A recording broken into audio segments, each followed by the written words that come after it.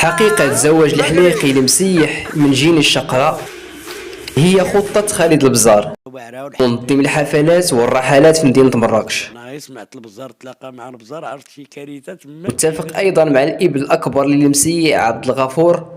كانوا في الأول باغيين يديروا عرس مغربي والعروسة تكون إفريقية، تكون عرس افريقي مغربي، عروسه تكون افريقيه. لكن فجأة تغير كل شيء ملي تلاقى البزار مع عبد الغفور ولد المسيح. قرر يكون الأب المسيح هو العريس. هضرت انا والسي عبد الغفور، هضرنا كل شيء كونفيرميناه بان المسيح هو اللي غيكون عريس. متابعين البزار قاموا بإرسال كونت جيني باش يتواصلوا معها وتقوم بدور العروسة. حتى هي الطيبوبه اللي فيها وداك فهمتي فيها واحد الطيبوبه في شكل، اقسم بالله العظيم قبلات باش تكون هي العروسه. وفعلا الدور جا معها.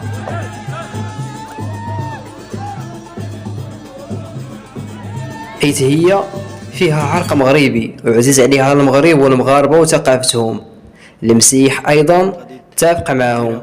عبد الغفور طاوة هضر معايا قال لي راه كاين واحد العرس وراه انت اللي غادي تكون فيه عريس. فرحت حتى انا، قلت ما ربنا نيت نبدلو السلعه. وقبل انه يكون عريس شاور مع المدام ديالو هو الاول وقال لها بلي هذا العرس غير تمثيل. نديروا واحد العرس وهكا. قالت لي واش غير عرس ولا تبر راسك؟ المسيح عجبو الحال بزاف بصراحه. المتابعين والاصدقاء وحتى العائلات ديال المسيح كاين يسحب لهم ان هذا العرس حقيقي. اصحاب ديالي الاصدقاء ديالي من الخارج، من ميريكان، من اورلاندو، وبداو كيباركوا ليه والمسيح ولاو كيوصلوه ميساجات كتار في مواقع التواصل الاجتماعي.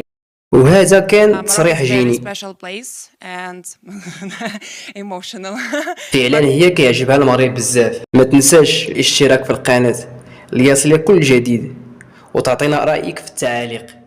وشكرا بزاف.